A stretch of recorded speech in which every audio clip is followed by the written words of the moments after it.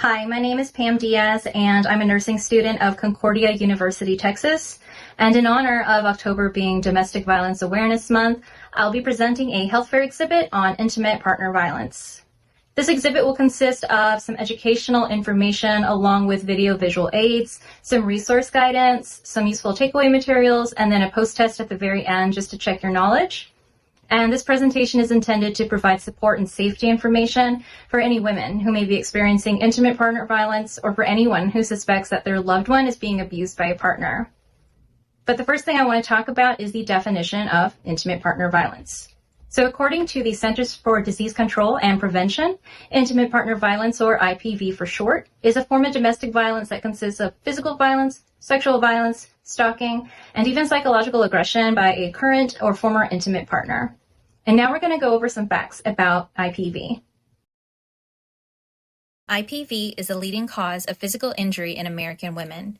It surpasses trauma caused by car accidents, muggings, and rapes combined. In fact, 1 in 4 women in the United States has or will at some point experience assault from a partner, regardless of socioeconomic, educational, ethnic, religious, geographic, or age boundaries. These events not only impact the lives of these victimized women, but it affects all family members, especially the safety and development of witnessing children. So how does IPV affect health? In addition to physical injuries, IPV can unleash consequences on your health long after the abuse has stopped. According to a 2018 CDC morbidity and mortality report, women who experience violence from a partner are 80% more likely to have a stroke, 70% more likely to have heart disease, 60% more likely to develop diabetes, and 60% more likely to have asthma compared to women who have not experienced IPV. Mental health is also subject to debilitating consequences, such as depression, anxiety, post-traumatic stress disorder, and alcohol abuse. So what exactly fits the criteria of IPV? Well, we're going to go over that. So when most people think of domestic violence, they think of things like hitting, kicking, slapping, or shoving. While this is certainly correct, IPV also involves a number of different abusive behaviors. It more so involves an imbalance of power and control in a relationship. An abuser will use a variety of behavioral tactics to exhibit control over their partner, and a lot of times these tactics can go unrecognized because they can be pretty subtle. However, more often than not, abusive behaviors worsen over time. So some of these behaviors include name-calling, insulting you, putting you down, isolating you from family, friends, work, or school by discouraging you from interacting with anyone outside of your relationship, controlling things like access to money, what you wear, and where you go. They insist on knowing where you are at all times. They're overly jealous and often possessive, and they frequently accuse you of cheating. They make threats of violence against you.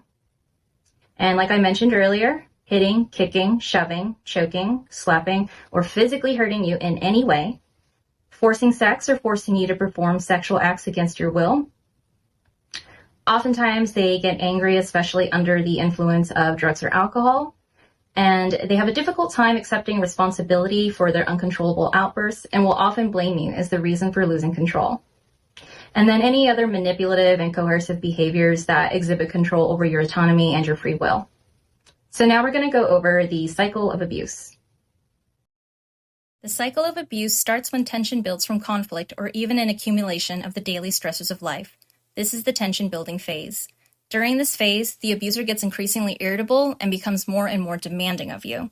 You'll find yourself constantly walking on eggshells around them and doing anything and everything you can to appease them in hopes that it will ease some of that tension. Once enough tension builds, the abuser's rage eventually blows up and they lose control of their behavior. This is the explosion phase, and this is where the abuse reaches its peak. It's usually a short event, but it's also the most dangerous. And the abuse can be verbal, emotional, physical, sexual, or it could even be throwing objects at you. With every abusive cycle the relationship goes through, the severity of this phase increases. It can start with subtle things like verbal insults, or even threats of breaking up, but over time, there's a high probability that it will turn physical. After the explosive incident, the abuser usually becomes remorseful and ashamed. This marks the beginning of the honeymoon phase. They'll often apologize for their behavior and make promises to never do it again. They may even minimize what happened and blame you for their outburst. And during this phase, it's common for the abuser to exhibit loving behavior and they become that person that you originally fell in love with. And this can make it really difficult to not take them back. However, it's only a matter of time that tension starts to build up and that cycle of abuse starts again. And the only way to end this cycle is for you to take action. So it can be really difficult to recognize or accept that you're involved in an abusive relationship, and you may even feel confused, angry, fearful, or trapped. You might even be blaming yourself for staying, but what you need to understand is that the abuse was not your fault, and that these feelings are completely normal responses to what you've experienced. So if you've experienced abuse from a current or former partner, know that you're not alone and that help is available to help you take back control of your life. But taking action starts with telling someone, and it can start small, like telling a close friend. But you should also consider sharing this information with your healthcare provider. Their responsibility is to look out for your health, your safety, and your well-being. Not only can they provide acute medical care, but they can also safely steer you towards getting you the help you need, including social services. There are numerous community resources that can provide safe shelter for you and your children, if you have any.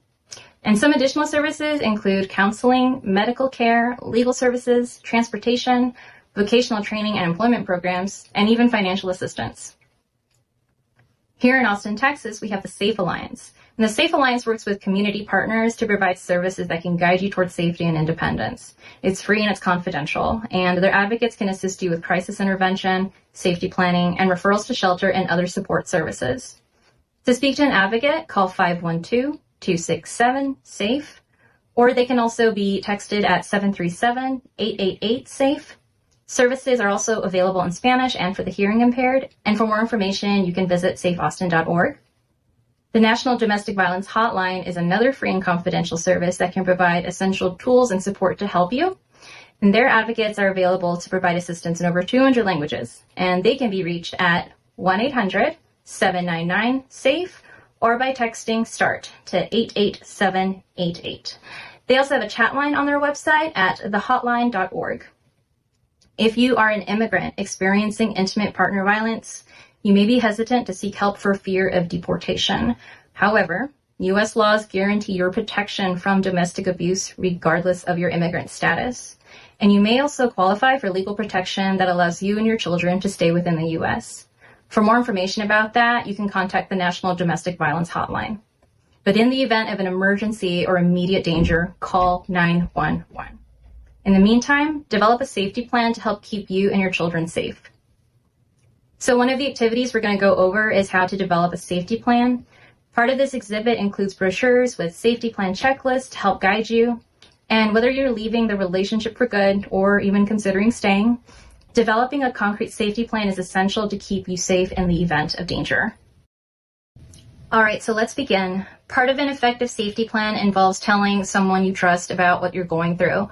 Whether that's a friend, a family member, a neighbor, or even a coworker, these trusted individuals can offer support and open up options of ways to help you leave.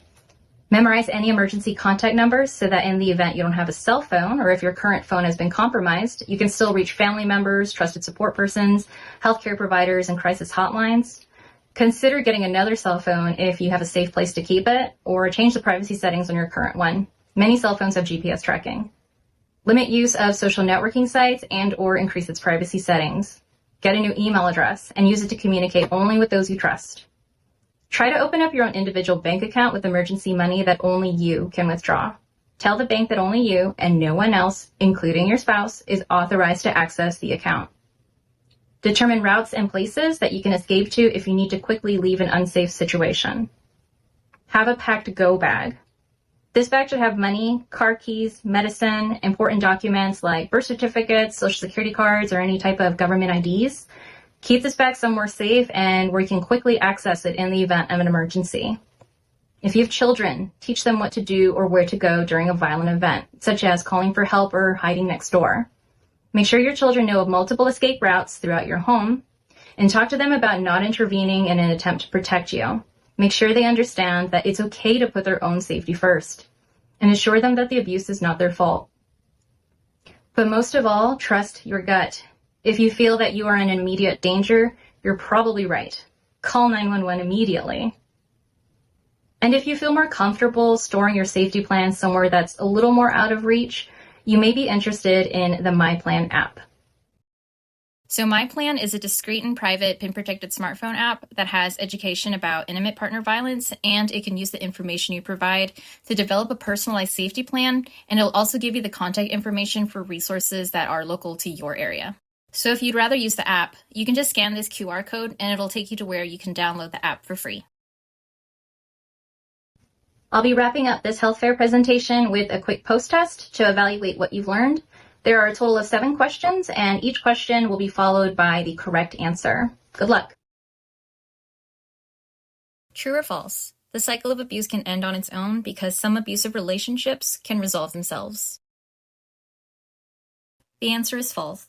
The only way to end the cycle of abuse is through action, and action starts with telling someone you trust about your situation. What are some of the long-term health effects that abused women can experience? A. Stroke. B. Diabetes. C. Cardiovascular disease. Or D. All of the above. The answer is D. All of the above. Women who have experienced abuse are more likely to suffer from stroke, diabetes, and cardiovascular disease compared to unabused women. Which of these are possible indicators of intimate partner violence? Select all that apply. A. Controls your finances. B. Possessive behavior and must always know your location. C. Helps you with household chores. D. Throws a lamp at you but misses and no physical harm is done. E. Encourages you to work and contribute to shared bills. Or F. Verbally puts you down but doesn't hit you. The answer is A, B, D, and F. While none of these behaviors involve physically hitting, these are actually abusive behaviors that can eventually turn into physical harm. True or false? Immigrant abuse victims can use the support services of the National Domestic Violence Hotline, but they will be put at risk of deportation. The answer is false. The Violence Against Women Act permits immigrant victims to apply for lawful status without needing to rely on the sponsorship of their abuser. If an abuse victim has children, what should she teach them? A. To intervene in order to protect mom. B. That the abuse perpetrator acts that way when the kids misbehave. C. During a violent event, do not under any circumstances leave the house. Or D. That it's okay to put their own safety first. The answer is D. That it's okay to put their own safety first. Ensure that they understand the importance of leaving a dangerous situation and keeping themselves safe. If you're not quite ready to seek help from your healthcare provider or law enforcement, which is the best thing to do in the meantime? A. Get couples counseling. B. Make sure that you and/or your children are on their best behavior so as not to anger your partner. C. Develop a safety plan and pack a go bag with emergency items. Or D. Do nothing. This is the safest option for now. The answer is C. Having a safety plan is critical in protecting you when you need to leave a dangerous situation. True or false? Intimate partner violence victims can seek help from their healthcare provider. The answer is true. Doctors and nurses will not only treat any injuries, but they are an excellent resource that can refer you to safe housing and other supportive services in your community. Well, I hope you learned something new today, and in the event you were to ever find yourself or someone you care about in an abusive relationship, I hope you can use this information to seek the help that you or they might need. I'm going to go ahead and put up the crisis hotlines again if you didn't get it the first time. But thank you for checking out my health fair exhibit, and I hope you have a great day.